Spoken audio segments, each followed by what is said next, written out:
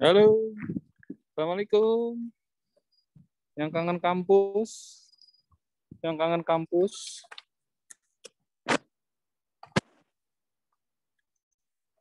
Nah, ini kampus, yang kangen kampus.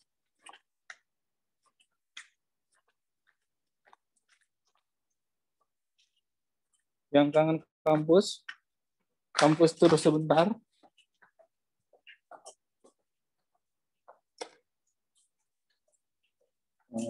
Ayo, yang kangen kampus, apa kangen kampus?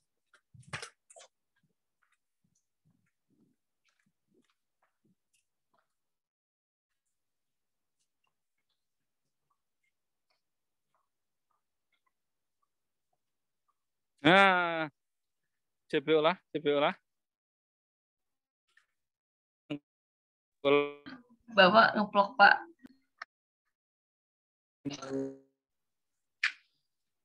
Nih kampusmu. Ini jadinya kampusmu kayak gini nih. Nih kampusmu. Kalau mau ketemu ibu-ibu boleh. Ini kalau mau ketemu ibu-ibu sebelum kita mulai kuliahnya ya, anak-anak ya. Nah itu. Ini ketemu ibu-ibu. Kampus tur sebentar, kita kuliah.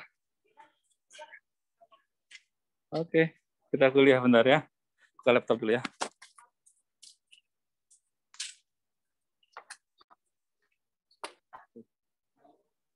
Nomor 4 masih ingat? Itu masih ingat Pak Ustadz? Ya oke. Bentar ya. Belakang buka.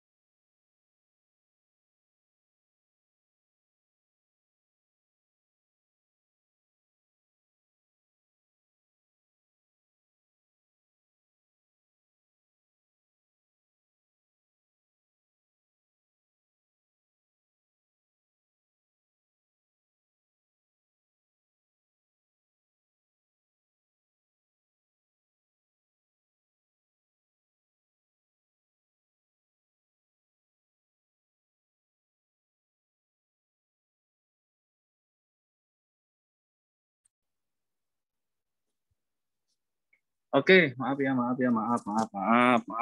Aduh ya Allah ya Rabbi. Ini yang kangen. Kita kan kangen ya, kangen kondisi kampus ya. Oke, udah dibahas ininya apa namanya? Si fisik. Oh, oke. Udah di ininya apanya si PowerPoint-nya udah belum PowerPoint-nya? Udah ngerti belum PowerPoint-nya? Halo, udah ngerti belum PowerPoint-nya?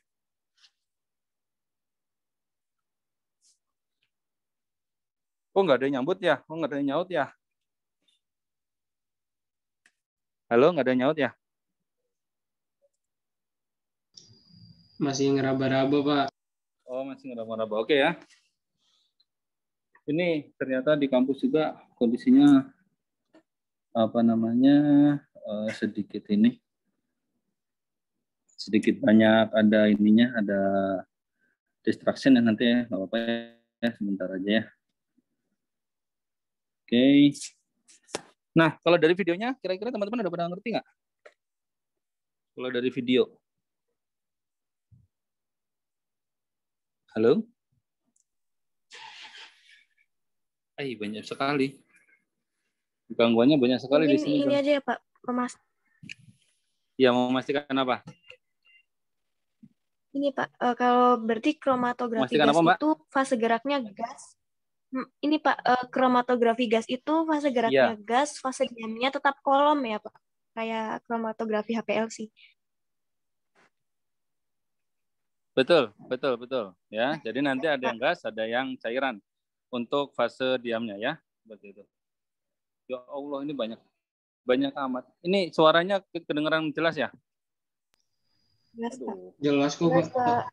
Nah, maksudnya suara distraction yang di luarnya jelas banget juga masalahnya. Oh, enggak, Pak. Enggak. Ada Enggak, suara mobil. Suara Bapak doang kok. Ya, oke. Saya pindah ke olah 3 dulu sebentar ya. Aduh, maaf banget ya teman-teman ya. Saya kalau nggak di rumah ya begini, tapi juga harus banyak yang dikerjain. Fadil udah ini dia, udah download materinya? Udah, Pak. Oh, oke, udah ya. Pak. Oke.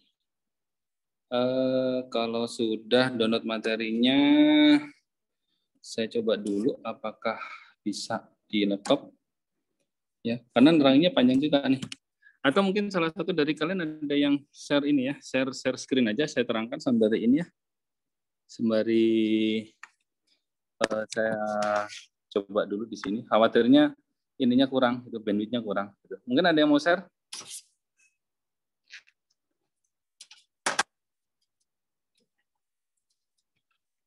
Oke.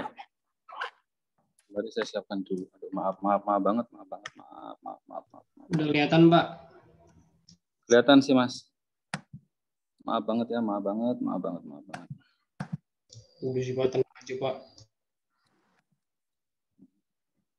Oke ya, jadi itu adalah ya, yang sebelah bawah itu adalah gas kromatografi, alat gas kromatografi. Ya, yang sebelah kiri atas, yang di atas itu adalah HPLC, tetapi HPLC-nya sudah sudah ditambah dengan beberapa detektor.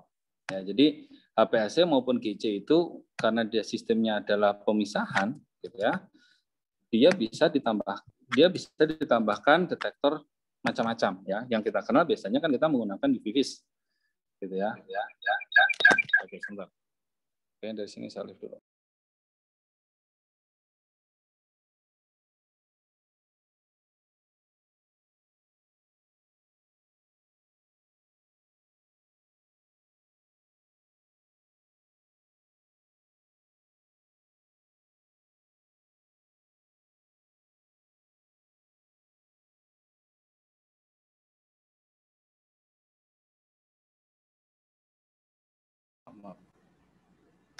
Oke, saya pindah tempatnya di olah 3. Ya, nah, oke. Mudah-mudahan stabil. Oke, jadi yang sebelah kiri ini, saya share dari saya aja Mas Fadil coba.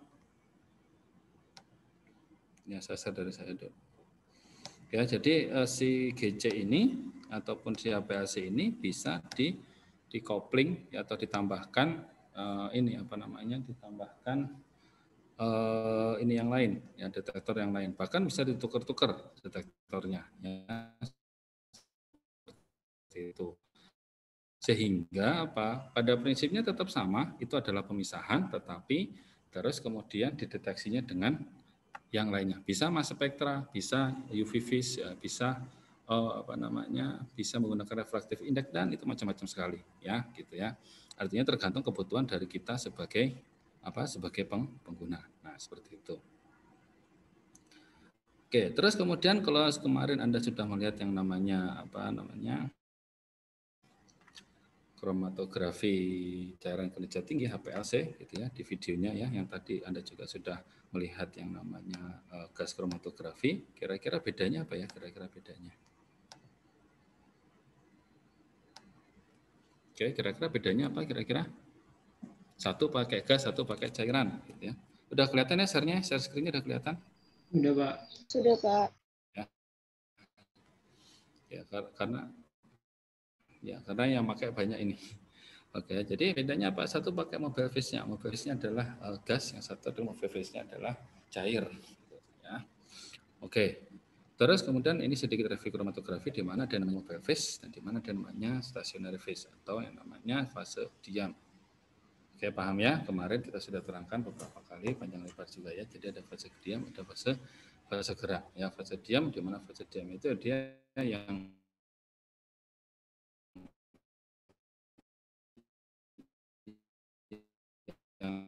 diam dalam kolom ya, gas ya. Kalau padat gimana padatan? Enggak ada ya, kalau padatan enggak ada.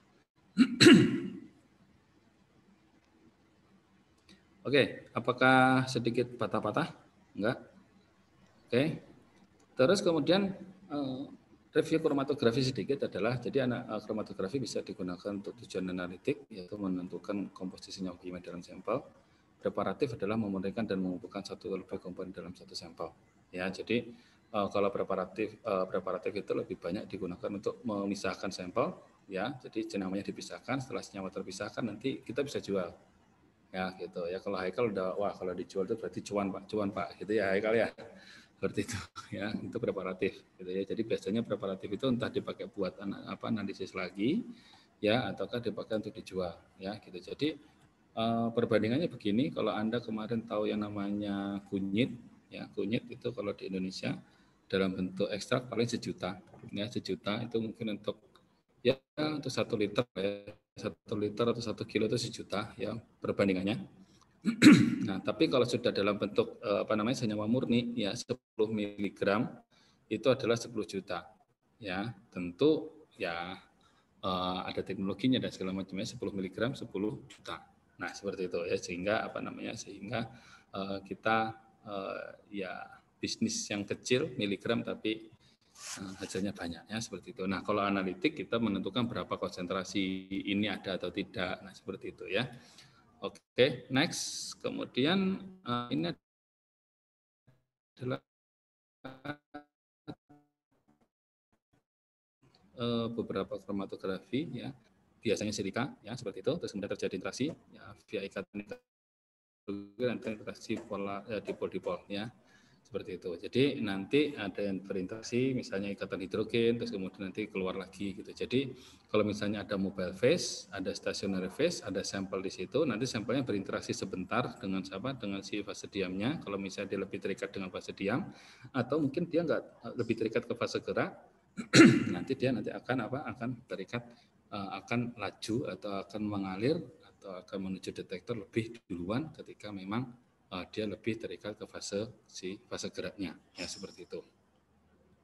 Terus yang kedua adalah kromatografi partisi ya, di mana ada molekul akan tertanam pada fase diam cair yang melapisi atau terikat pada kolom ya, biasa bisa di kolomnya bentuknya cair atau bisa juga bentuknya padat ya, seperti itu.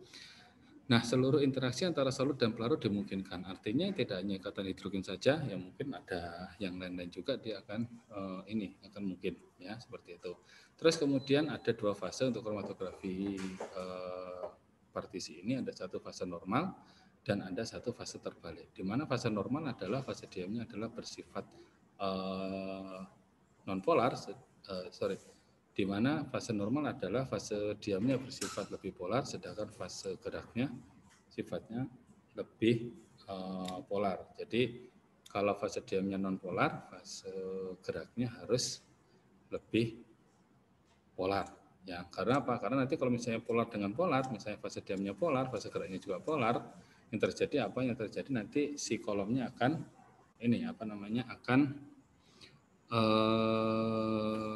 itu ya akan larut ya seperti itu.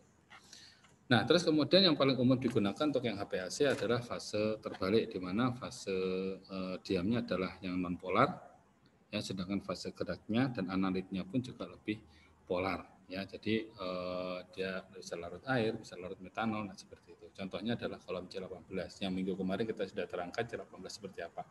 Terus kemudian ada pertukaran ion. Pertukaran ini biasanya digunakan untuk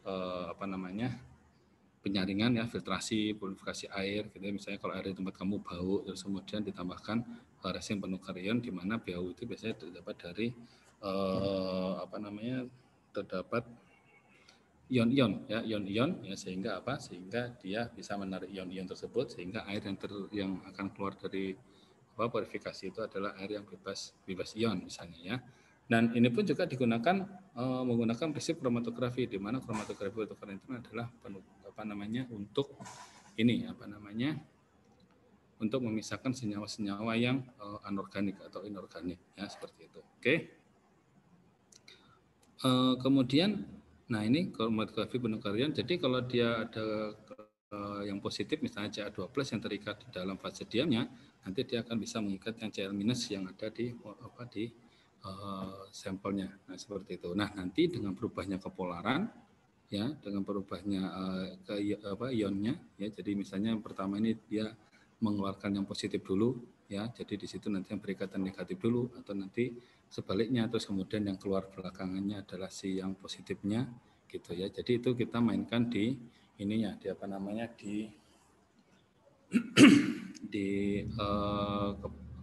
si ionnya ya. Jadi ionnya nanti bisa mengambil dulu yang positif dulu, bisa mengambil yang negatif dulu gitu ya. Tapi kalau di pencernaan biasanya diikat dulu semuanya sampai batas tertentu, nanti ditukar resinnya ya, seperti itu.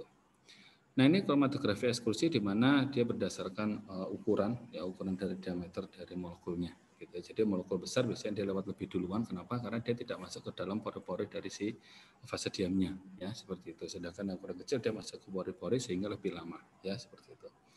Terus kemudian ini jenis review kromatografi, ada HPLC, ada GC, ya, ada TLC. Yang di sini ada solid fluid kromatografi, juga ada LC ion exchange, ya, ion exchange seperti yang tadi, penukar ion ya, seperti itu. Terus kemudian ini review singkat ya, di mana di sini ada fase gerak, ini ada fase diam, terus kemudian nanti kita tambahkan sampel, kita tambahkan fase gerak lagi, nanti dia akan turun ke bawah ya. Ini menjadi menjadi dua, di mana yang pertama nanti berarti kalau seperti ini, yang B ini berarti dia lebih terikat ke dalam fase diam. Lebih terikat dalam fase gerak dibandingkan yang A yang lebih terikat ke dalam fase diam. Kenapa begitu? Karena dia jalannya lebih duluan. Ya, seperti itu. Terus kemudian apalagi yang bisa kita perhatikan di sini ya. Nah, proses dia turunnya ini akan menyebabkan ya, kalau kita analisis nanti akan muncul kromatogramnya. Ya, di mana ini ada puncak, terus kemudian nanti akan turun ya, lagi ya. Kalau dia udah mulai full penuh, terus kemudian dia turun lagi ya, seperti itu. Jadi plot sinar antar detektor sebagai fungsi waktu ataupun elusi ya.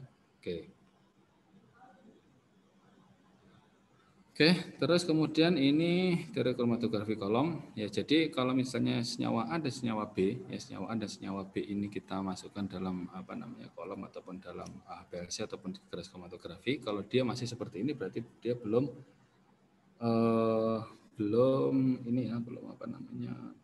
belum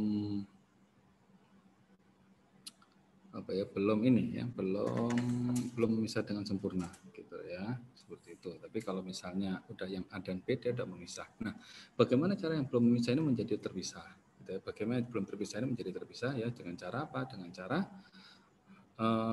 kita mainkan ya dari tingkat kepolarannya, atau kita mainkan dari suhu. Kalau di GC kita main di suhu, kalau di KPHC atau di kromatografi kolom kita mainkan yang namanya kepolarannya. Ya misalnya kalau ini kepolarannya misalnya antara air dengan metanol gitu ya. Jadi 50:50. Oh, dia tidak memisah ya. Berarti kita tambahkan apa namanya lebih polar lagi, tambahkan air sehingga nanti dia bisa lebih memisah, dengan konsekuensi dia biasanya lebih lebar ya. Jadi kalau yang lebar-lebar biasanya orang nggak suka ya, seperti itu. Mobil terlalu lebar juga nggak suka gitu ya, seperti itu. Badan juga ya, kalau terlalu lebar juga nggak suka. Oke, terus kemudian ini adalah migrasi solut gitu ya. Jadi ini pertamanya kalau kita analisis biasanya bahwa pertama kali kita analisis sampel kromatografi itu nanti dia belum misah, terus kemudian kita perbaiki. Yang terakhir seperti ini ya. Yang terakhir itu pasti apa, ramping gitu ya, ramping dan tinggi-tinggi semampai ya, seperti itu. Oke, ini kromatografi kolom. Terus kemudian ini kemarin kita ada waktu retensi ya, ada area gitu ya, kemarin sudah bahas. Ini beberapa contohnya. Contoh kemudian analisis aplikasinya apa ya? Aplikasinya untuk analisis kualitatif ya, itu ada waktu retensi. Ya kemarin kita cek ya, jadi waktu retensinya berapa? 7,6. Oh, 7,6 sampel standar yang diinjekkan apa tadi 7,6? Oh, PDMC. Berarti nanti ketika disampel juga 7,6 adalah miliknya PDMC. Ya, seperti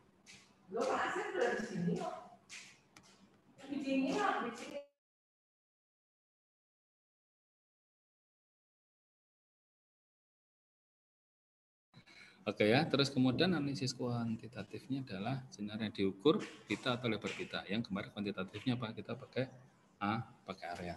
Ya. Nah, yang kita kerjakan kemarin adalah kalibrasi eksternal satu standar dan multi standar atau multi komponen. Yang kemarin kita kerjakan di APAC itu loh ya. Nah, seperti itu. Terus kemudian ada yang namanya kedua adalah, ini catat Anda harus tahu, ini adalah namanya adisi standar. Ya, di mana adisi standar? Di mana adisi standar itu adalah ya kita menambahkan standar yang sama ke dalam sampel. Ya, jadi kita menambahkan standar yang sama ke dalam sampel ya. Nah, fungsinya itu apa? Fungsinya biasanya kalau misalnya kita terlalu apa namanya sampel kita terlalu sedikit gitu ya. Jadi kita tambahkan si standar sehingga nanti apa? Sehingga nanti akan terjadi yang namanya penambahan area. Nah, penambahan area itu apakah dia lebih ataukah dia berkurang ya, ataukah sama ataukah gimana gitu ya. Jadi bisa jadi senyawa yang apa puncak yang kita duga tadi adalah si senyawa ya, puncak yang kita duga senyawa yang kita tuju, yang kita inginkan, ketika kita tambahkan apa namanya si standar ya, standar yang sama dengan yang kita duga, ternyata dia ada dua puncak. Oh, berarti dia bukan senyawa tersebut ya, untuk kualitatifnya. Kalau untuk kuantitatifnya berarti nggak bisa dihitung. Nah, seperti itu. Oke, terus kemudian yang ketiga adalah ada namanya metode standar internal ya, di mana standar internal itu adalah standar yang kita tambahkan tetapi tidak ada di senyawa di sampel tersebut. Nah, jadi kenapa nggak ada? Ya, karena memang fungsinya adalah untuk ini apa namanya, untuk analisis ya senyawa-senyawa yang proses analisisnya panjang dan rumit ya, proses analisisnya panjang dan rumit, sehingga apa? Sehingga kita bisa pastikan bahwa kalau standar internalnya berkurang, berarti semuanya juga berkurang. Jadi nanti kita pakai perbandingan standar, ya, seperti itu. Oke ya. Nanti kita gunakan di GC yang akan saya terangkan di pertemuan ini ataupun pertemuan besok di praktikum ya. Oke, seperti itu. Oke, kita lanjut ke kromatografi gas, teman-teman semuanya. Nah, di sini ada suatu teknik kromatografi dengan sampel yang dapat diuapkan.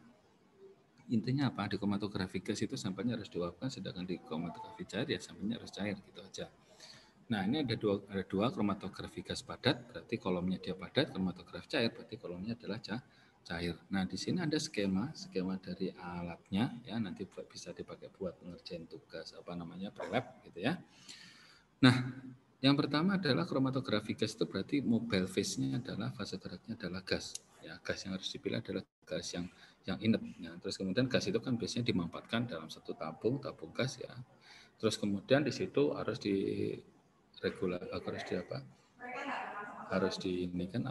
harus diatur dengan yang namanya gas regulator.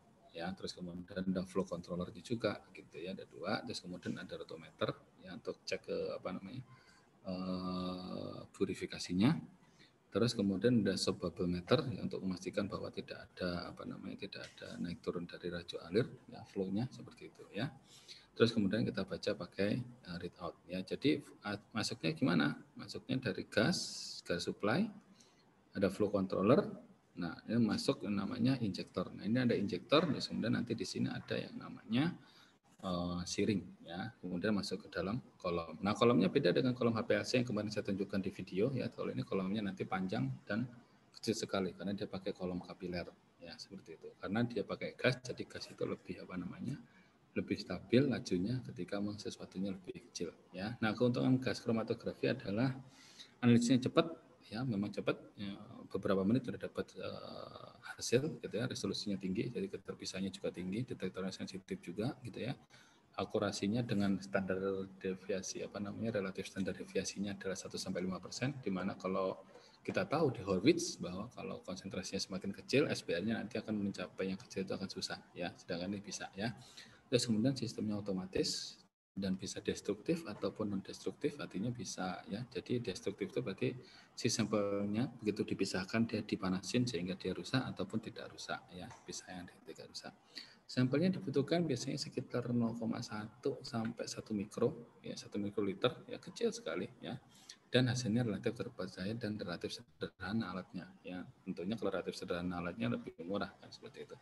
Ini adalah contohnya.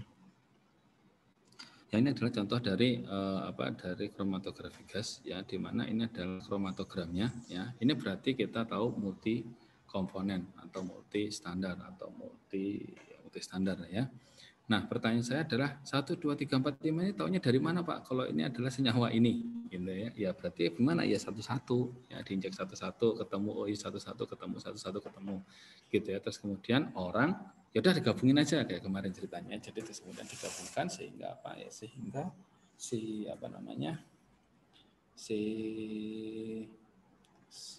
injeksinya itu bisa lebih efektif dan efisien ya, Pak. Coba Anda lihat di sini ada 23 senyawa ya dalam waktu 50 menit ya, 23 senyawa bandingkan HPLC kemarin 30 menit dia cuma ada 3 senyawa ya.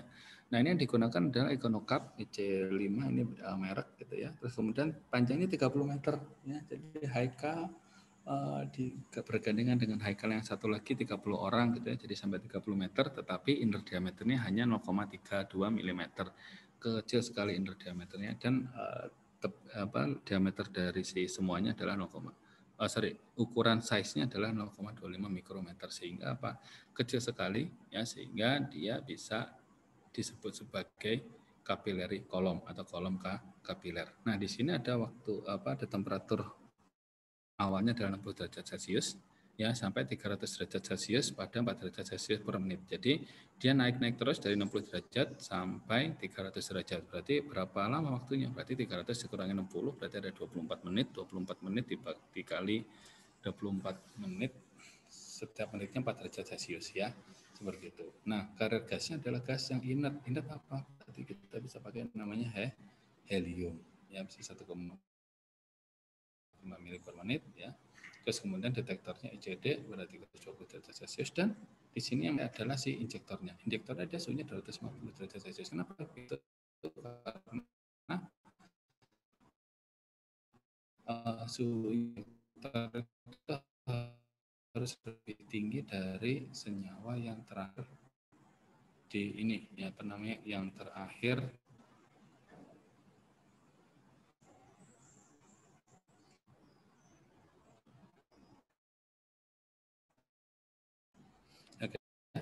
apakah putus?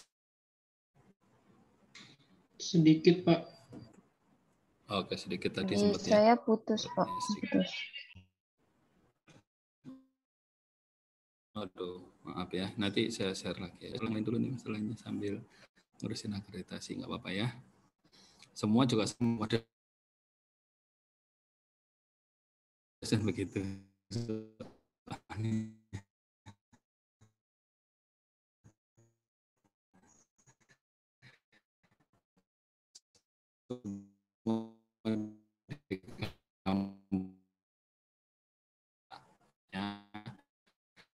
Beberapa membutuhkan preparasi yang lebih rumit ya, seperti asam lemak. Asam lemak itu kan ada asam. Nah, asamnya nanti ada dimetilasi ya. Metilasi itu artinya ditambahkan gugus metil di asam.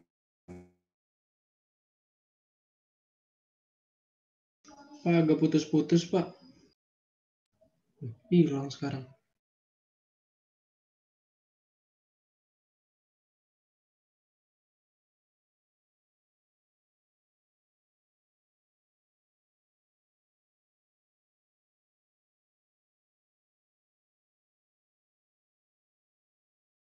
Maaf, putus barusan ya. Putus-putus ya, Pak? Putus-putus, Pak. Putus-putus. Iya,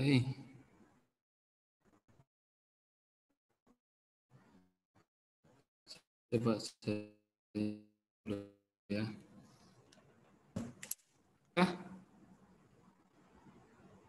Halo, masih putus? Masih ngebling-ngebling, Pak, suaranya, Pak.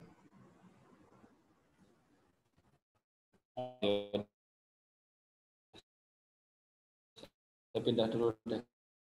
Kayaknya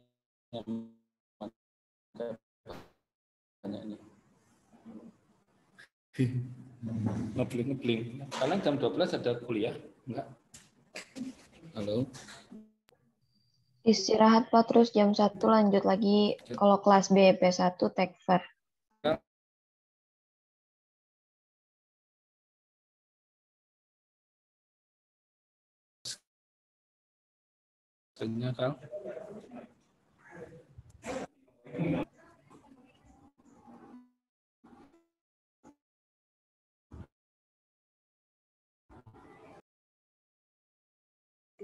juga sih. Nah, indeks refraksi ini biasanya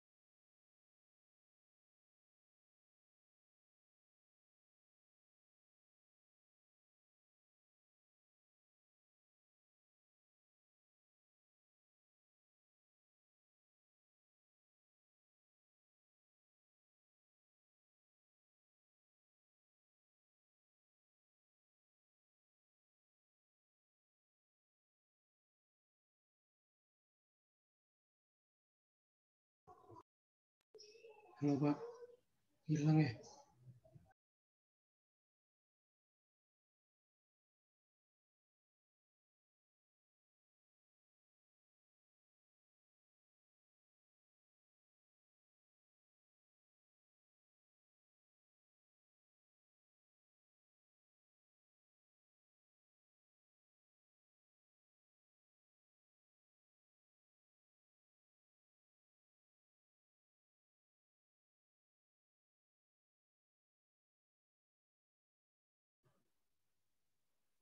Halo, Mas.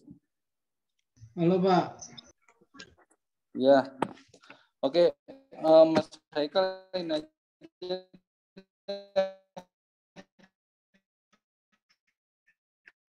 Waduh Pak, suara Bapak juga ngebling-ngebling ya Pak?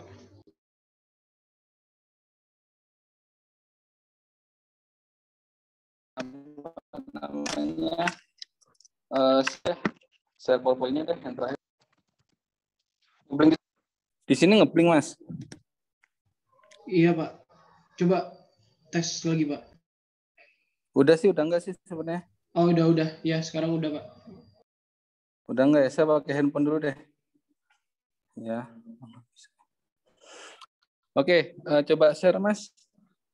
Aduh maaf ya teman-teman ya, kalau di kampus kadang-kadang kalau pakai banyak begini, karena nggak di daerah yang ini.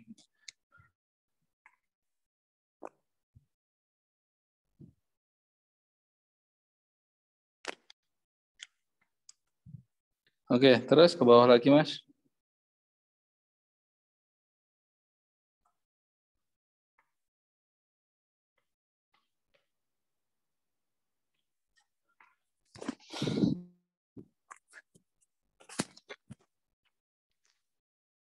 Sampai mana Oke, Pak? next. Sampai terus. Lanjut. Oke, kebanyakan. Ini Pak. Apa sih ini? Atas lagi. Ya ini ya. Oke. Nah, kalau fase gerak yang digunakan untuk GC adalah satu, ya harus tidak bereaksi dengan sampel, ya atau dia harus inert, ya inert. Ngebling nggak kan? Aman Pak. Oke ya. Jadi yang pertama dia harus tidak bereaksi dengan sampel, artinya dia hanya membawa saja, ya. Jadi hanya membawa si sampel saja. Beda dengan yang nanti HPLC, ya. Terus kemudian pilihannya tergantung dari detektor yang digunakan, ya. Kita bisa menggunakan yang namanya konduktivitas termal, ya detektornya itu kita bisa menggunakan HE ataupun kita bisa menggunakan ionisasi nyala. Yang paling banyak digunakan adalah yang ionisasi nyala, ya, yaitu dia ada HE ataupun N2, ya. Jadi gas ini juga nanti kita khawatir gasnya dia nanti akan apa? Akan akan memberikan sinyal, ya, akan memberikan sinyal atau akan memberikan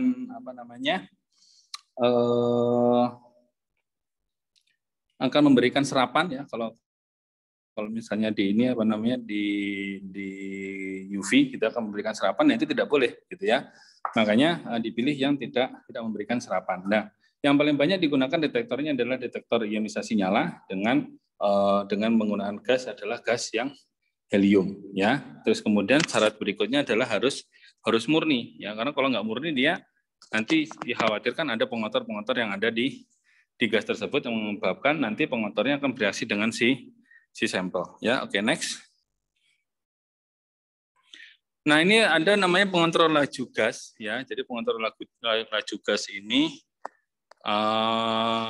gunanya untuk apa, ya? Jadi karena gas helium yang kita gunakan itu adalah dari supplier dan kita harus harus menggunakan dengan tekanan yang stabil, maka ya harus ada pengontrol laju gas pembawa, ya. Jadi harus ada yang mengontrol, ya, gitu ya. Kita menggunakan yang namanya regulator, ya, seperti itu. Terus kemudian setelah itu ada valve, ada bukaan valve-nya. Jadi dari regulator itu juga nanti akan dibuka lagi di valve-nya. Terus kemudian ada yang namanya filter. Nah, filter itu untuk memastikan bahwa gas yang kita beli itu dia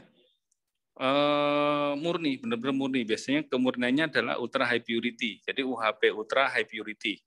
Nah, berbeda dengan kalau kita AS kemarin kita pakai yang namanya gas asetilen, biasanya dia cukup yang HP saja atau high purity saja, ya, seperti itu. Kalau yang ini harus menggunakan yang ultra high purity, ya, seperti itu. Terus kemudian laju alirnya, jadi laju alir dari mobile phase-nya pun juga harus kita setting, ya, harus kita perhatikan bahwa kalau untuk yang open tubular atau yang kolom kapiler, ya, kolom kapiler itu yang kecil sekali seperti kayak pipa kapiler, gitu ya, seperti lebih kecil daripada ballpoint kamu itu, ya, isi ballpointnya lebih kecil lagi, gitu ya. Nah, dia otomatis gas yang digunakan juga lebih sedikit, ya. Jadi per menitnya kita gunakan gasnya juga lebih sedikit. Seperti tadi dia cuma 1,45 mili per menit misalnya, ya, atau per detik, ya, satuannya seperti itu. Jadi fungsinya di sini apa? Regulator, fungsinya ada ada gas pembawa, ya, ada regulator, ada valve, ada yang namanya filter, ya. Terus kemudian next. Nah, di bagian injektor, ya, di bagian injektor mau diperhatikan di situ ada namanya septum. Septum itu rubber septum. Ya, jadi Anda pun juga mempunyai septum sebenarnya. Septum ada yang dipakai untuk berbicara, ada yang dipakai untuk membuang. Itu adalah sama-sama septum. Ya, seperti itu. Nah, di sini fungsi rubber septum adalah karena yang kita gunakan adalah gas, dan gas itu kan dia menempati semua ruang. Artinya, kenapa kita gunakan rubber septum? Ya, rubber septum itu bisa membuka menutup dengan otomatis. Ya, artinya kalau Anda punya karet, terus kemudian Anda tusuk pakai jarum, terus kemudian ditarik lagi jarumnya, dia akan menutup lagi dengan sempurna. Nah, ini sama seperti itu. Ya, jadi si septum ini fungsinya adalah untuk menghalangi gas yang ada di dalam, yang ada di dalam injektor ini keluar di udara.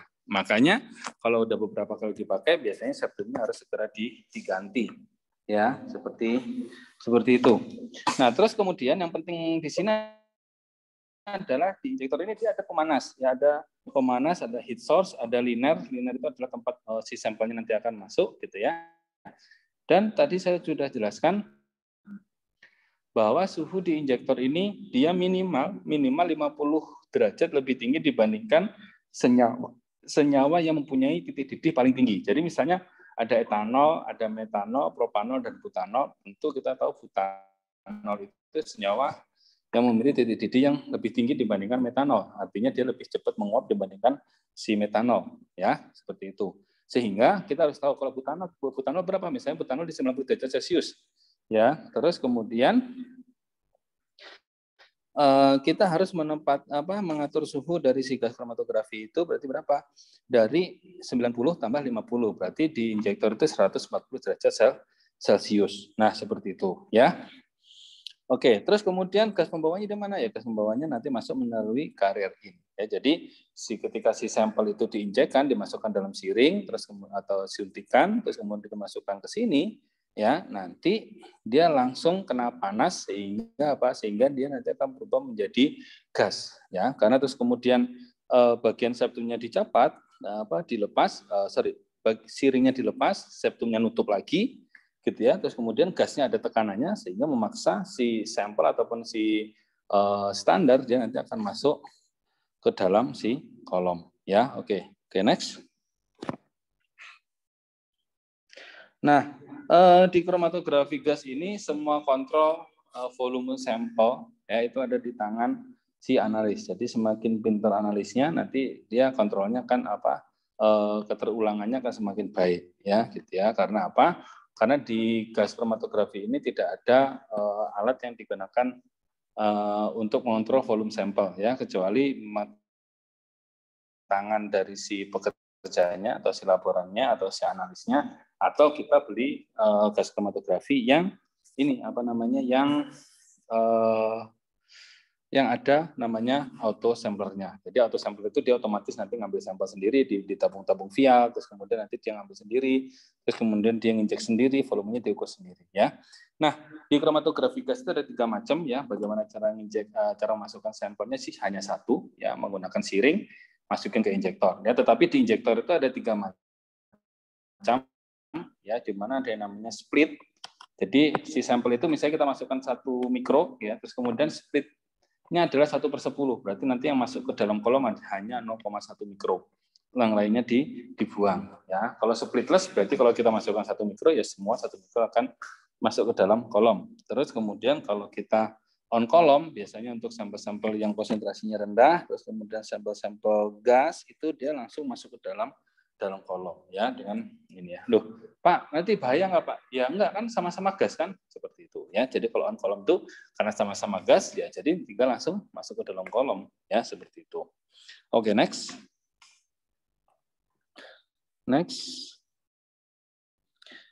Nah, ini siring ya, Jadi siring yang di kromatografi gas itu sedikit berbeda dengan siring yang digunakan di kromatografi jarang kinerja tinggi ya, di mana kalau di kromatografi jarang kinerja tinggi itu siringnya dia tidak lancip, kalau di gas ini dia harus lancip. Kenapa harus lancip? Karena dia harus menembus yang namanya rubber septum tadi. Ya, makanya harus lancip gitu ya. Terus kemudian ada fig needle di ujungnya tetap dan segala macam. Tapi yang paling penting di sini adalah gimana kita memilih siring yang lancip. Terus kemudian dia bisa ditahan ya. Jadi makanya ada penahannya ya. Sebelah kiri kanan itu adalah penahan dari si siringnya. Oke, next. Next, Mas. Nah, ini adalah teknik. Sorry, sebelumnya Mas, sebelumnya.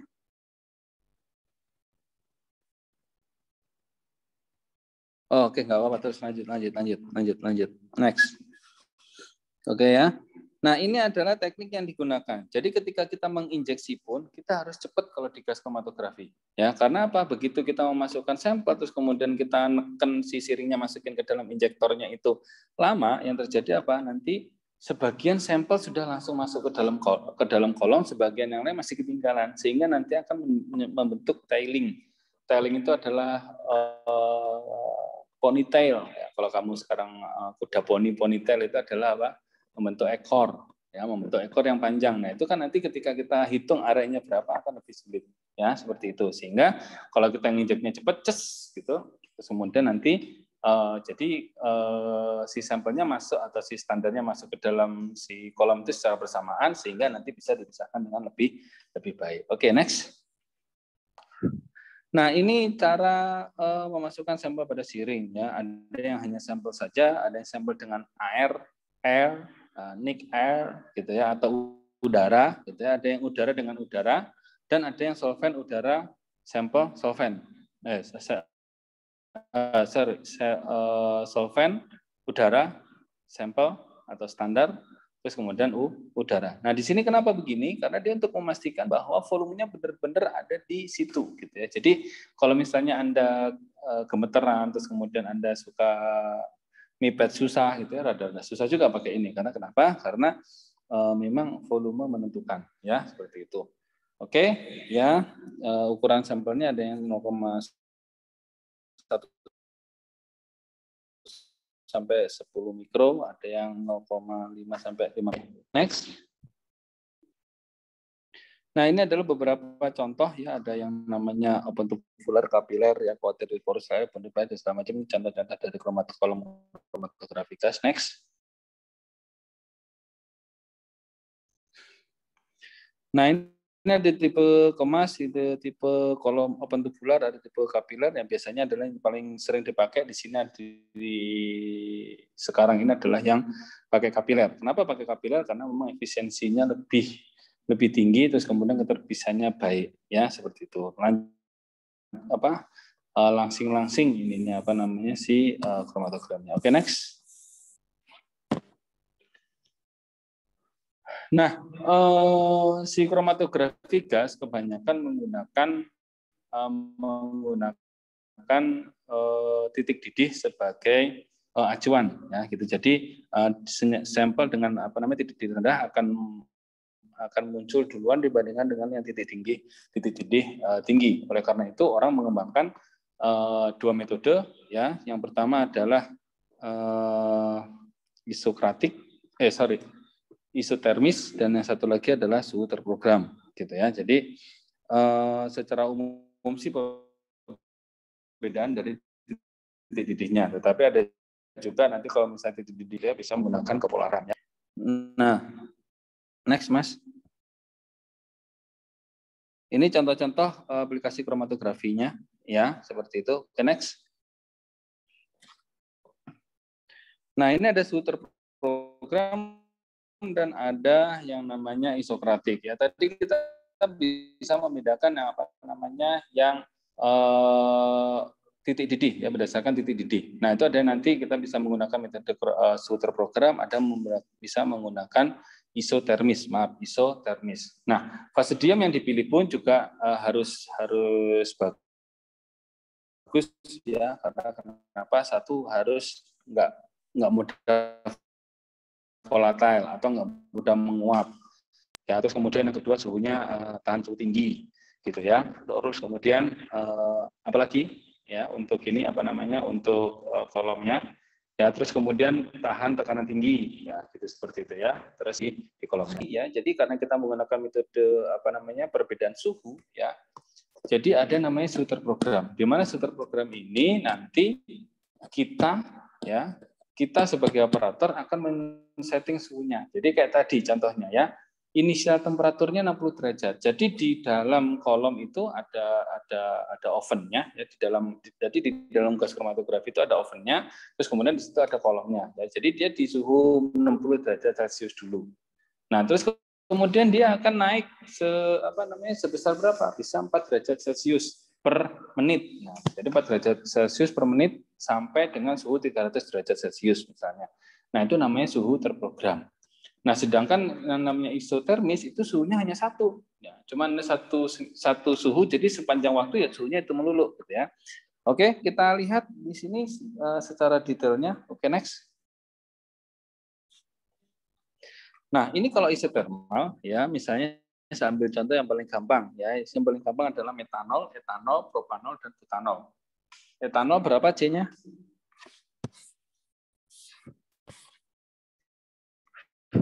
Etanol berapa C-nya? Ada masih ingat etanol C-nya berapa? 2, Metanol? 2, Pak. 1. Oke, metanol 1, etanol 2, propanol 3, butanol 4. Ya.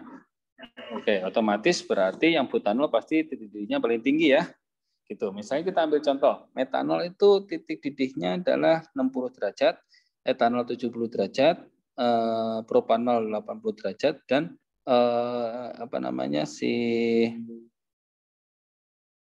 butanol titik didihnya adalah 90 derajat. Nah, kalau isotermal, maaf ya, jadi ketukar sama yang HPAC ya. Kalau isotermal, dia menggunakan salah satu dari menggunakan suhu di tengah-tengah dari keempatnya tadi. Jadi misalnya dia gunakan suhu 75 derajat Celcius misalnya, ya. Sehingga yang terjadi apa? Yang metanol dan etanol karena dia titik didihnya lebih rendah, ya, maka dia akan menumpuk, ya. Gambar yang itu Mas Fadil, gambar yang di tengah itu ya. Jadi etanol sama metanol dia numpuk. Metanol belum Mas, belum. Masih yang tadi. Nah, gambar yang ini ya di sebelah kiri ini gitu ya. Nah, ini ya karena di situ karena dia menumpuk ya. Tapi terus kemudian nanti ketika dia butanol karena suhunya rendah, jadi dia nanti akan lebih lama. Ya, itu namanya isotermal. Yang sekarang yang seperti itu sudah jarang ya, makanya digunakannya adalah yang suhu terprogram, di mana suhu terprogram misalnya dibuat 50 derajat Celcius, itu adalah suhu awalnya, terus kemudian naik sebesar 1 derajat Celcius per menit. Nah, nanti terus kemudian yang terjadi apa? Yang terjadi adalah ya keluar dulu si metanol, etanol, propanol, dan butanol sebagai terakhirnya ya. Seperti itu. Atau mungkin di settingnya 5 derajat per menit gitu ya. Jadi nanti dia akan tetap terpisah tetapi waktunya tidak menggunakan waktu yang lebih lama. Oke, next. Sampai sini teman-teman yang mau tanyain?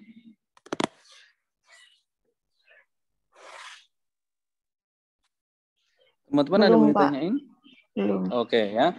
Nah, ini contohnya adalah contoh untuk gas kromatografi ya, di mana ada inisial temperatur, jadi temperatur hold-nya artinya temperatur awalnya Celsius atau 50 derajat Celsius tadi seperti itu. Terus kemudian B itu adalah misalkan naik. Nah, terus kemudian nanti setelah itu di C dia akan melandai lagi ya. Di C itu di mana dia di suhu paling tinggi ya, dia memastikan fungsinya untuk memastikan apa? Untuk memastikan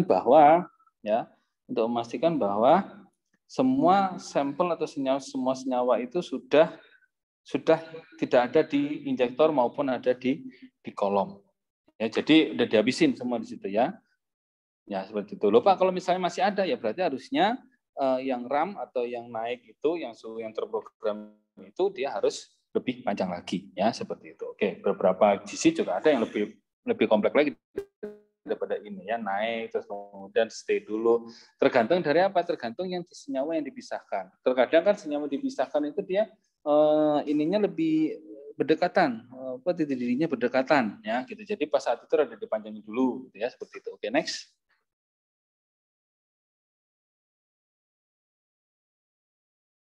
Nah, ini detektor yang digunakan.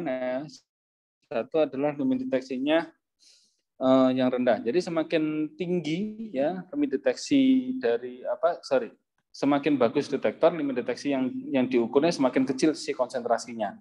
Ya, biasanya dia bisa sampai ppb ya kalau di GC ya. Terus kemudian reproducibilitasnya tinggi. Jadi kalau digunakan sistem yang sama, terus kemudian volume sama, semuanya sama, dia bisa mendapatkan hasil yang sama pula gitu ya.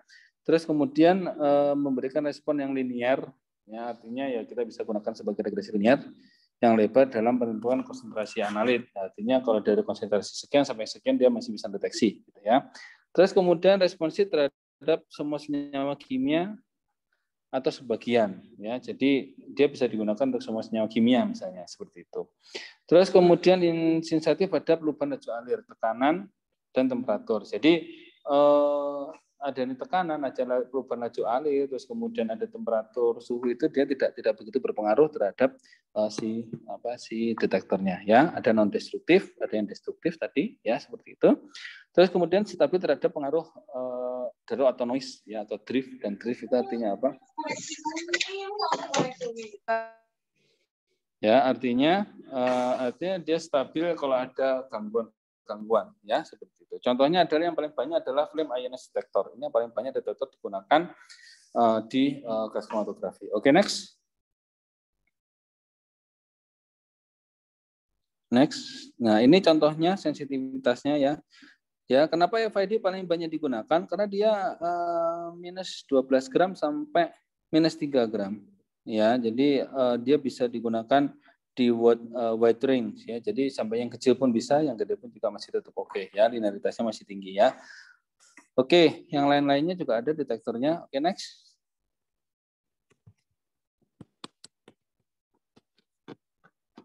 Nah, kita bahas hanya yang FID saja ya. Jadi FID ini paling banyak digunakan di gas kromatografi ya. Salah satu kelemahannya adalah dia destruktif, di mana sampel yang udah digunakan di gas kromatografi ya itu tidak bisa digunakan lagi.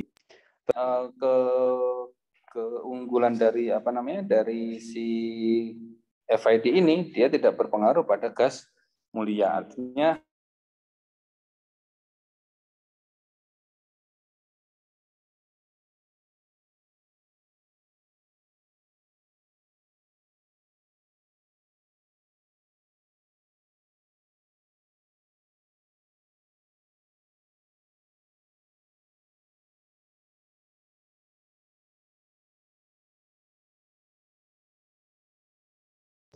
Halo Pak.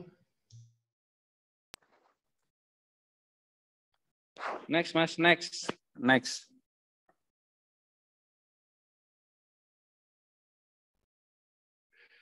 Nah, ini adalah cara kerja dari FID. Suara saya terdengar jelas nggak?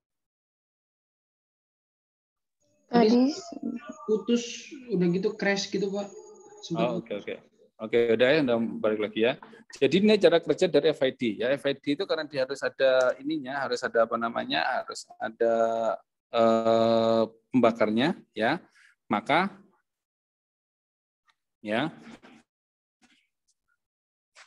harus ada yang namanya bahan bakar ya. Harus ada yang namanya bahan bakar dan harus ada yang namanya oksidan ya, di mana bahan bakar itu biasanya kita gunakan yang namanya gas hidrogen. Ya, kita gunakan gas hidrogen ya, sedangkan untuk untuk oksidannya kita gunakan yang namanya udara ya atau oksigen. Nah, sama seperti di AS ya, Atomic Absorption Spectrophotometry ya, di mana si hidrogen sebagai pembakar gasnya, terus kemudian si O2 sebagai si gas untuk membakarnya ya. Kita punya gas LPG, tapi kalau nggak ada gas yang ini kan juga nggak bisa juga ya. Oke, nah nanti ya adanya HE yang dari helium sebagai pembawa, dia hanya lewat saja, gitu ya, tidak ikut terbakar sehingga tidak ikut dideteksi, ya, gitu. Jadi ada namanya H2 air flame, ya, seperti itu. Jadi di situ nanti terus kemudian dideteksi, ya, berdasarkan ionesnya, ya. Oke, next.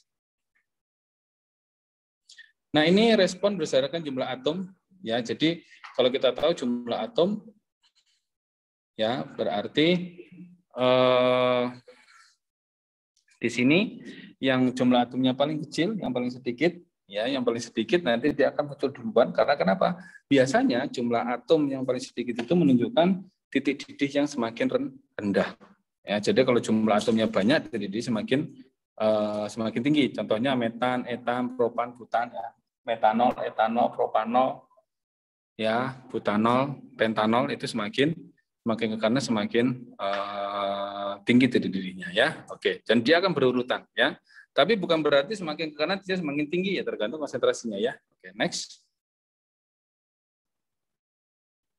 Nah, ini contohnya adalah untuk ini, ya, untuk apa namanya, hasil kromatogram untuk Scott whisky. Ya, jadi isinya apa aja sih Scott whisky itu? Ada astaldehid, etilasetat, metanol, etanol, propanol, isobutanol, amil alkohol, trisalkohol, dan asam asetat.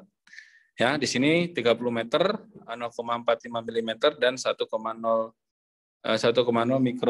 mikrometer, ya, seperti itu, sehingga kita bisa tahu bahwa kolomnya panjang sekali, ya. Terus kemudian temperatur awalnya adalah 50 derajat Celcius selama 22 menit sampai 200 derajat Celcius pada 15 derajat Celcius per menit, ya. Terus kemudian carrier gasnya helium, ya, 34 cm3 per sekon. Ya, terus kemudian detektornya FID 250 derajat Celcius dan ada split ratio. Ya, split rasionya 20:1. Sehingga kalau kita masukkan 20 mili, yang muncul hanya 1 mili atau 20 mikro yang kita injekkan, yang masuk ke dalam GC hanya 1 mikro. Ya, terus kemudian injektornya di suhu 250 derajat Celcius. Oke, next. Oke, sekarang kita beralih ke kromatografi cairan kinesia tinggi. Oke, next, ya. Jadi antara GC dan kromatografi ini secara melengkapi, di mana kalau GC itu dia lebih banyak ke arah ini apa namanya, gas, ya, atau yang bisa divolatilkan, kalau yang dan dia tidak mudah rusak. Sedangkan yang HPS ini untuk yang mudah rusak, ya, dan nggak bisa divolatilkan. Nah, seperti itu. Terus kemudian bisa digunakan untuk kualitatif maupun kuantitatif, ya, sensitivitasnya baik, ya. Terus kemudian contohnya bisa asam amino, bisa protein, ya, asam nukleat, hidrokarbon, ya, segala macam, ya, sampai gula sederhana pun juga bisa ini sama dia, ya, apa namanya, dapat dideteksi sama dia, ya. Oke, next. Nah, ini tipe pemisahannya, ya. Tadi ada yang namanya reverse phase partition. Ya, jadi pakai reverse phase berarti si kolomnya adalah diputar balik, di mana si mobile phase-nya dia bersifat lebih polar dan stationary phase-nya dia bersifat lebih non polar, ya, seperti itu. Oke, next.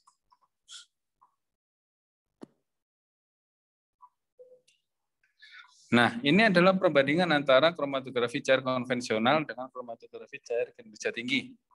Ya, di mana kalau yang konvensional dia besar, ukuran partikelnya besar, kolomnya juga panjangnya besar, diameternya juga besar, gitu, ya. Sedangkan yang KC-KC dia lebih kecil, ya, rigid dan good system, ya. Jadi peak atau puncak yang dihasilkan pun juga akan lebih tipis, ya, seperti itu. Terus kemudian waktu pemisahan juga lebih singkat dibandingkan dengan yang menggunakan kromatografi. Oke, next.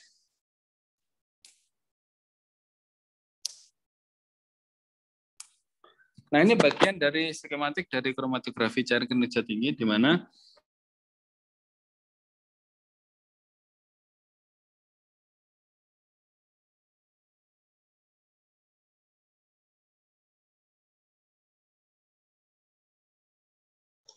Halo, Pak.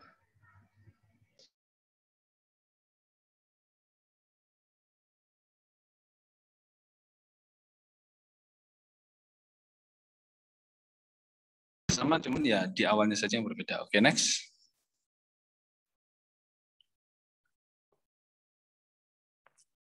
Nah, ini contoh yang di awal tadi ya. Biasanya kalau Anda kemarin lihat di di IGTV saya juga sudah ada ya, di situ ada keterangannya lengkap ya.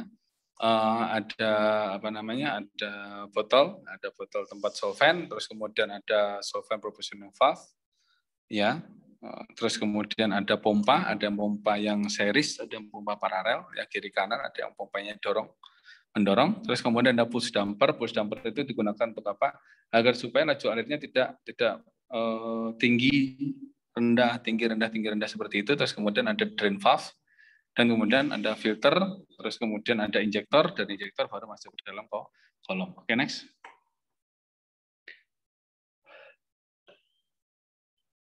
Nah, reservoir fase gerak ini digunakan untuk apa ya? Karena dia reservoirnya pelarut fase geraknya adalah cairan, maka dia harus ditempatkan di suatu tempat.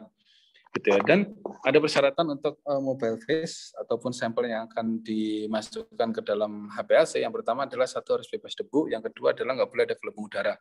Debu dan gelembung udara itulah yang akan menyebabkan nanti pengujiannya kurang baik ya, seperti itu. Sehingga bagaimana cara mengurangi debu dan juga mengurangi adanya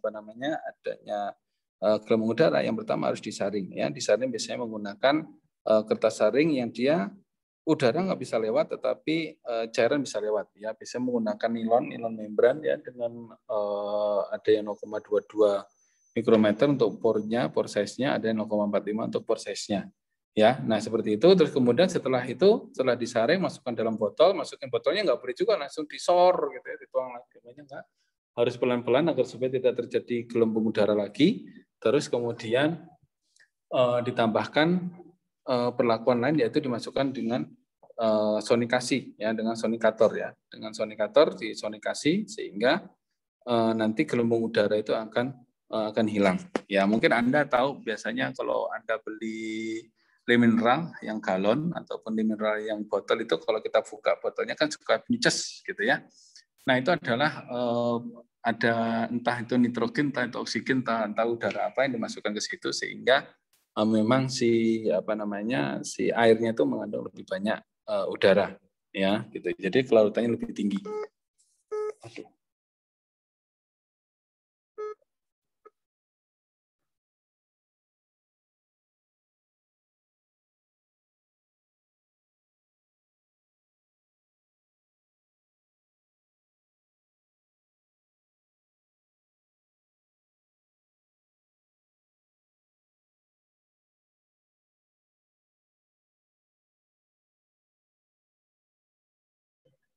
Halo, oke, maaf ya, barusan ada telepon masuk ya.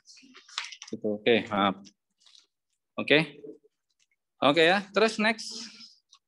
Nah, ini ada sistem elusi ya, di mana tadi kita mempunyai 4 ya, kita mempunyai 4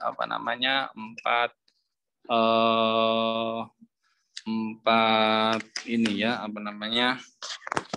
kita mempunyai 4 botol ya. Jadi 4 botol dari mobile phase itu bisa berbeda-beda ya. Ada satu diisi dengan metanol, yang kedua acetonitril, terus kemudian yang ketiga misalnya pakai air, yang keempat misalnya pakai asam atau pakai segala macam ya. Dan kita nanti harus bisa setting di komputernya ya gitu ya. Dan di sini ada 2 tipe ya. Kalau tadi di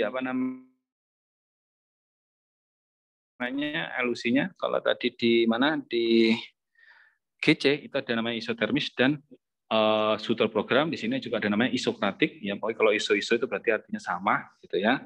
Jadi isokratik itu berarti komposisi dari senyawa atau komposisi dari mobile phase-nya tetap sama. Jadi kalau misalnya metanol sama air 50/50 berarti tetap sama, dia 50/50 terus sepanjang analisis. Tapi kalau gradien dia akan berubah ya tingkat kepolarannya. Misal di yang pertama dia 50 metanol air, terus kemudian dia nanti di menit ke-10 dia menjadi 100% metanol misalnya ya. Jadi nanti setiap detiknya dia komposisinya akan berubah. Nah, dengan adanya perubahan komposisi tersebut nanti ya menghasilkan apa? Menghasilkan puncak yang lebih terpisah dibandingkan dengan isokratik. Nah, teman-teman bisa lihat di situ ya, nomor 1, 2, 3 itu kan lebih gabung jadi satu, sedangkan kalau di yang gradien dia lebih bisa terpisah ya, seperti itu ya. Sama seperti tadi, seperti Suter program dia agak lebih terpisah. Oke, next. Nah, ini ada syarat-syarat ya untuk yang pompa ya, harus harus mempunyai tekanan tinggi ya, terus kemudian harus tidak naik turun tekanannya ya, atau keluaran tekanan bebas dari push atau push free output. Kemudian laju air pada kisaran 0,1 sampai 10 mili per menit. Ya, kontrol laju alirnya juga harus bagus. Jadi artinya apa? Dari mobile phase yang masuk ke pompa tadi itu kan dipompa masuk ke dalam kolom. Ya, di dalam aliran itu nggak boleh misalnya habis 1 mili per menit tiba-tiba dia terdeteksi 2 mili per menit, terus kemudian tinggal setengah mili per menit, nggak boleh ya. Jadi harus tetap stabil. Ya, karena apa? Kalau nggak stabil nanti yang terjadi apa? Bisa jadi kadang kencang, kadang pelan, kadang kencang, kadang pelan, sehingga nanti kita tidak bisa mendapatkan hasil yang lebih bagus. Ya. Terus kemudian karena dia biasanya juga dapat digunakan untuk asam, menggunakan asam, ya, maka dia harus tahan korosi, ya, seperti itu. Oke, next. Nah, ini satu saja yang saya terangkan. Yang pertama adalah piston bolak-balik, ya, pistol timbal balik, gitu ya. Nah, ini adalah yang paling umum digunakan, gitu ya, di mana ketika mobile phase masuk itu ada ball jack, gitu ya. Jadi ketika dia masuk, ballnya nanti ketika si pistonnya itu ketarik ke dalam, berarti kan otomatis dia akan menarik bola-bola itu. Yang satu menutup lubang buangnya, yang satu adalah membuka lubang masuk. Ya, jadi dari solvent atau dari mobile phase, ya nanti dia akan masuk. Terus kemudian ketika sudah ada isinya di dalam situ, terus kemudian ditekan lagi, ya dengan adanya motor, ya kemudian ditekan lagi sehingga ball check valve-nya yang dari solvent dia menutup, sedangkan yang dari yang menuju kolom dia akan terbuka. Nah, di situ agar supaya tidak terjadi tekanan yang tidak stabil, gitu ya, maka dengan pulse damper. Jadi untuk menstabilkan ke tekanan. Oke, ya. Nah, di sini yang seal-nya ada seal-nya itu dari karet yang sering rusak, apalagi kalau kita sering menggunakan yang namanya karet, ya, seperti itu. Oke, next. Halo, Mas, next. Ya, seperti itu. Jadi kalau misalnya kita seal-nya itu dari karet, gitu ya, terus kemudian kena asam, biasanya kan dia segera getas, ya. Nah, getas itu bisa jadi nanti ada yang keluar ke situ, gitu ya. Gitu. Nah, terus kemudian si pistonnya pun juga dia menggunakan kaca sapir biasanya, ya, karena biar tahan gesekan. Oke, next. Lanjut, satu aja yang saya terangkan. Oke, next. Oke, next. Nah, terus kemudian ini yang penting ya, yang penting dari sistem DAPAC adalah sistem injeksinya, ya. Mas Fadil bisa digedein gambarnya, Mas Fadil? Nah, oke, ya. Nah, ini coba teman-teman perhatikan, ya. Perhatikan satu adalah posisi load position, dan yang kedua adalah inject position. Ya, load position dan inject position, ya, di mana load position itu adalah solvent, ya. Jadi load itu adalah dari siring masuk ke dalam loop sample, ya, artinya loop sample, ya. Anda bisa bayangkan ya, misalnya Anda punya pipa paralon, terus kemudian berisi air, terus kemudian Anda ingin menambahkan pewarna di situ, ya. Terus kemudian Anda bolongin kan, pasti kan si pipanya, ya. Nah, kalau dibolongin kan pasti airnya akan muncrat, ya, seperti di pipa PDAM yang suka bocor itu loh, ya. Itu kan ada aliran air, terus kemudian ini ada yang terbuka sehingga dia akan bocor. Nah, itu juga sama seperti itu. Makanya orang mengakali dengan menggunakan yang namanya injektor. Nah, injektor ini injektor khusus, dan setahu saya sampai saat ini yang membuat itu hanya satu perusahaan saja di Amerika,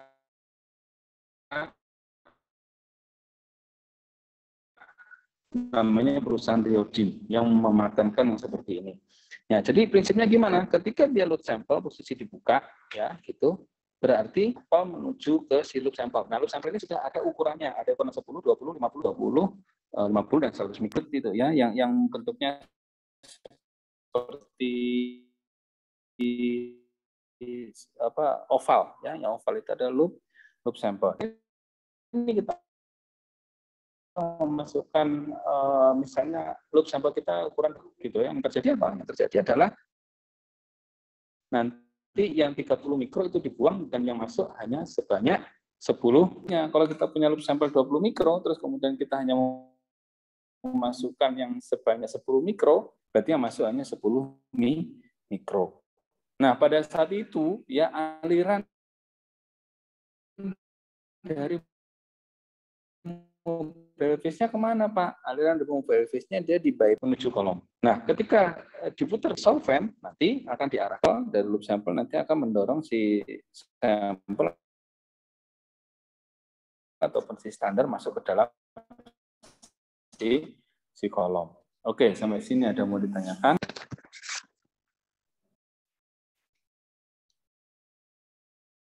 Nggak ada? Lanjut? Lanjut, Pak.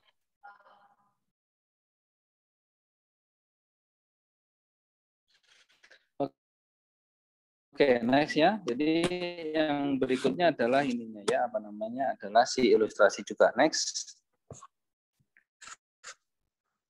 Ya, seperti itu. Oke, next. Ilustrasi juga ya. Nah, ini ada di dalam kolom itu ada ininya ya, apa namanya, ada yang namanya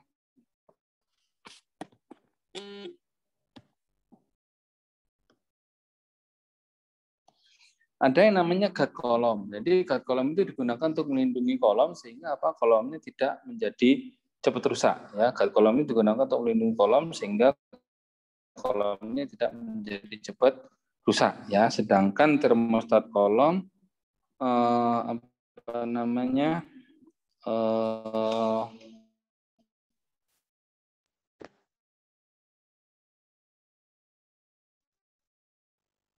ya, sedangkan termostat si kolom ya sama seperti di tadi, tetapi dia tidak setinggi GC ya. Kalau di GC kan bisa 250 derajat Celcius, kalau di sini biasanya sampai 90, dan itu pun untuk yang untuk yang analisis khusus ya tertentu seperti indeks untuk monosakarida dan disakarida ya. Nah, guard kolom debu dan segala macam itu bisa tertahan di guard kolom sebelum masuk kolom, sehingga guard kolom ini yang nanti akan sering segera diganti dan harganya lebih murah dibandingkan dengan yang kolom. Oke, next. Next, Mas. Oke. Nah, ini contoh dari kolomnya ya. Jadi contoh dari kolom, posisi kolomnya ada di situ gitu ya. Terus kemudian ada juga yang attach, jadi masuk ke dalam sistem kolomnya, ada yang enggak, jadi macam-macam juga posisinya gitu ya. Masing-masing pabrikan juga beda-beda. Tapi sekarang ada yang pendek, ada yang ultra performance liquid chromatografi ya, itu yang ultra itu dia cuma 1,5 senti, dan itu biasanya digunakan untuk yang farmasi ya, karena farmasi load sampelnya kan tinggi ya, seperti itu. Nah, contoh kolomnya ada seperti itu. Jadi ada entrance, ada kolom, kemudian ada kolom, kemudian ada namanya detektor. Oke, next. Next, Mas. Nah, ada dua macam kolom. Yang pertama adalah yang dia mendeteksi sifat atau timbang atau book properties. Jadi kalau ada yang hilang atau ada yang nambah, dia baru terdeteksi. Atau ada namanya solute. Jadi book properties itu digunakan untuk monosakarida, misalnya ada glukosa, ada sukrosa, ada fruktosa. Nah, itu yang diamati adalah si solventnya atau si mobile phase-nya yang diamati. Ya.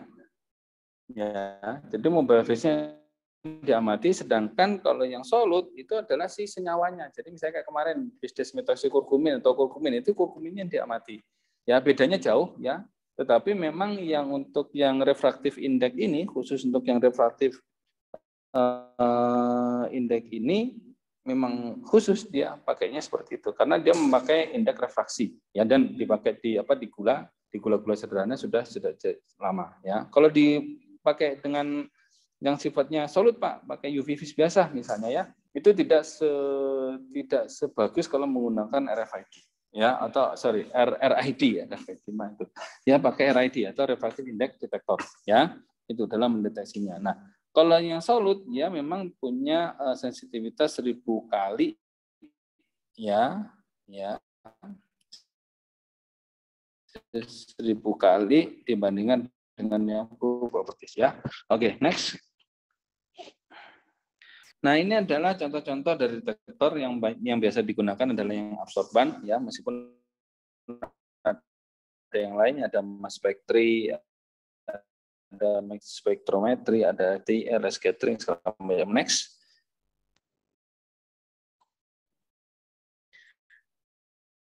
Nah, ini contohnya ya. Jadi contohnya yang paling banyak adalah yang UV vis, di mana kalau Anda tahu yang spektrum UV vis itu terus kemudian ditambahkan di dalam suatu kromatografi. Itu intinya sebenarnya. Oke, next.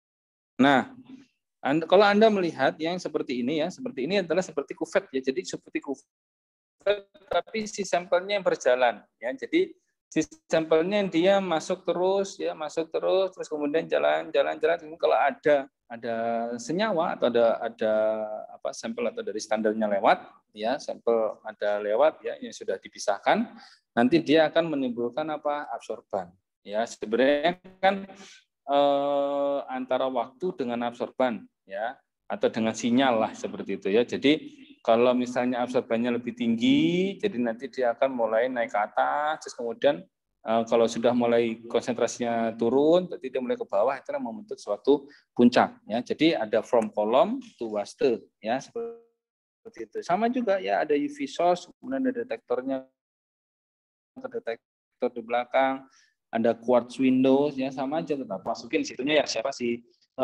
kuvetnya ya, seperti itu ya. Jadi next.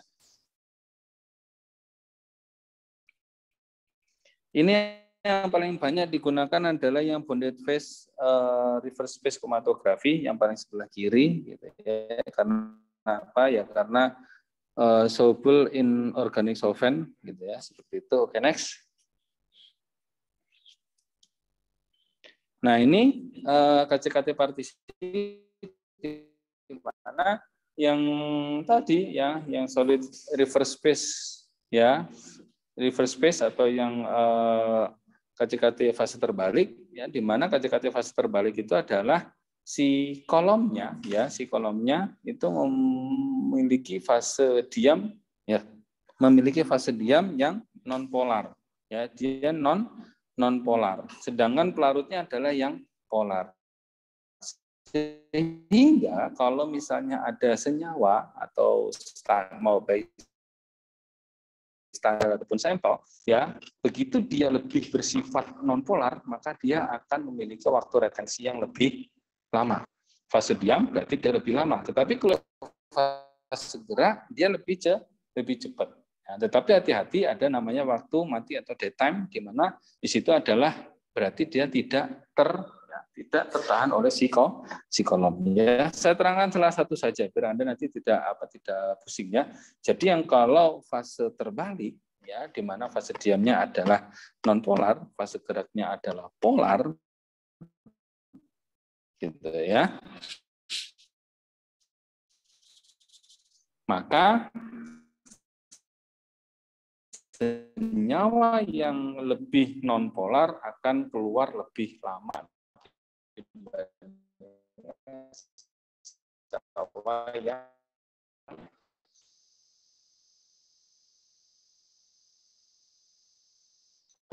bersifat polar, karena fase geraknya bersifat polar. Berarti apa? Berarti karena apa? Karena kan tergerus. Artinya diberi ikatan dengan seperti itu. Oke, next. Nah, ini aplikasinya ya, contoh-contoh aplikasinya seperti ini, bisa pakai aktivitas sweetener, antioksidan, faktor oksidatif, ya amino acid, ya macam-macam lah ya. Banyak kegunaannya tergantung kita punya seperti apa. Artinya tergantung kita pengennya seperti apa, mau analisisnya apa, itu yang kita butuhkan. Lebih baik Anda tanya aplikasi ini bisa nggak gitu. Saya mau analisis ini nih, saya mau beli alatmu, bisa nggak? Oh nggak bisa, ya udah nggak jadi beli, ya seperti itu. Oke, next.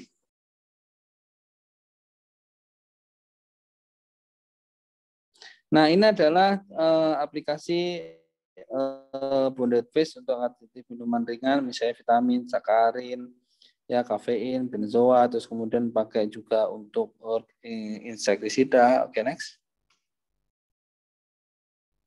Nah ini adalah comparison ya. Yang pertama adalah satu mobil bisnis, satu pakai gas, satu pakai liquid, pakai cairan. Yang kedua adalah siringnya dia lancip, satu siringnya adalah lebih tumpul. Yang ketiga adalah volume yang harus kita pastikan masuk ke dalam injektor itu. Kalau di HPLC tidak masalah karena dia ada ininya, ada loop sampelnya. Tetapi kalau di GC dia bermasalah karena tidak ada yang ngecek volume kecuali kita menggunakan yang namanya auto sampler gitu ya.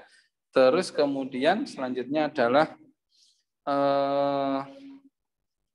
sistemnya otomatis ya, sebenarnya sistemnya otomatis, tapi kalau di GC kita harus menekan tombol start. Sedangkan kalau di HPLC ketika kita sudah posisi inject itu sudah ada sinyal ke HPLC bahwa dia sudah diinjek ya, seperti itu. Terus kemudian keduanya memiliki efisien, high applicable ya, only required gitu ya, maybe non-destructive sampel gitu ya, tidak adaptif itu quantitative analysis gitu ya, jadi bisa untuk analisis kuantitatif gitu ya. Keuntungan dari HPLC adalah satu ya, untuk komponen-komponen mudah rusak ya, bisa juga untuk yang anorganik ya, senyawa ion ya, bisa kita pakai bertekaran ion exchange tadi gitu ya. Terus kemudian berikutnya adalah kelemahan kemudian untuk senyawa yang mudah pun yang diupayakan mudah menguap gitu ya. Terus kemudian alatnya juga tidak mahal gitu ya, simple dan nggak mahal. Terus kemudian cepat gitu ya. Terus kemudian unparalleled resolution with capillary column ya. Jadi dengan capillary kolom capillary itu dia bertumpuknya kemungkinan lebih kecil ya, seperti itu. Terus kemudian isi interface with mass spectrometry, artinya apa? Dia lebih mudah lebih mudah disambungkan dengan mass spectrophotometer ya. Karena apa? Karena mass spectrophotometer itu adalah the next detektor untuk HPLC ataupun GC ya. Jadi kalau misalnya pakai HPLC karena bentuk akhirnya adalah cairan, nanti dia harus ini dulu menjadi menjadi gas dulu ya, menjadi kemudian baru masuk ke mass spektro. Tapi kalau ini sudah bentuknya gas dan ininya juga akan lebih mudah ya, seperti itu. Oke. Nah, fungsi dari mass spektra adalah kita bisa mengetahui senyawa apa yang ada di dalamnya.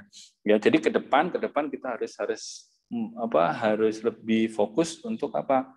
Orang kalau beli produk kita itu dapat apa sih? Dapat kesehatan, gitu ya, atau dapat kenyamanan, atau dapat mungkin rasanya lebih bagus lagi kan, seperti itu ya.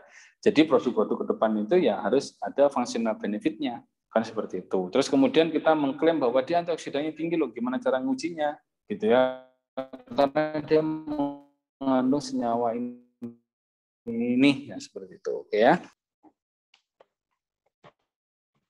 next. Nah ini ada soal latihan buat kalian semuanya ya, semoga maaf kalau hari ini mungkin sedikit hektik ya, jadi Anda bisa menghitung ya.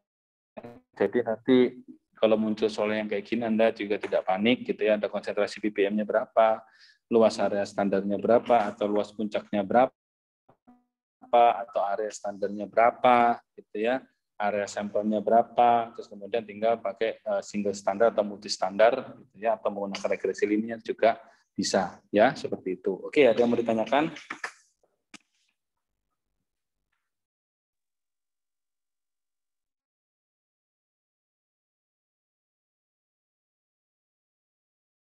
Pak, ini cara menghitungnya sama kayak kemarin bukan, Pak? Ya, sama. Oh, sama. Oke, Pak.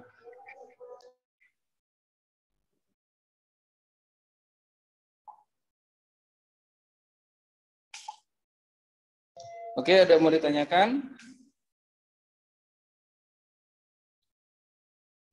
Enggak, Pak, dari saya.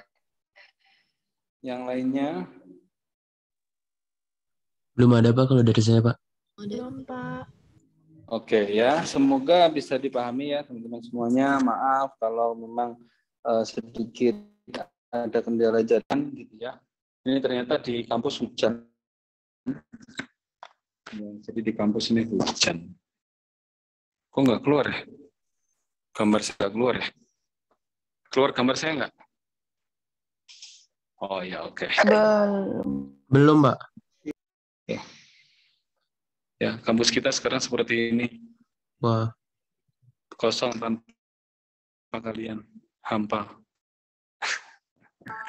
Oke ya, kalau nggak ada ditanyakan, Bapak bisa akhiri. Bapak. Iya, Pak. Bapak. Oke. Saya mau tanya. Iya, ada yang boleh. Untuk tugasnya dikumpulin kapan ya, Pak? Tugas apa ya? Tugas kuliah. Tugas kuliah yang mana? Yang tadi. Yang Soal barusan. latihan. Ya, itu dikumpulin atau enggak? Oh, nggak usah, udah buat kamu aja. Buat latihan soal aja ya. Baik, Pak. Oke, nuhun. Terima kasih, Bapak. Dulu ya. Assalamualaikum warahmatullahi wabarakatuh. Waalaikumsalam warahmatullahi wabarakatuh. Terima kasih banyak Terima kasih, Pak. Bapak. Semangat Pak. Semangat, Pak. Ya, oke.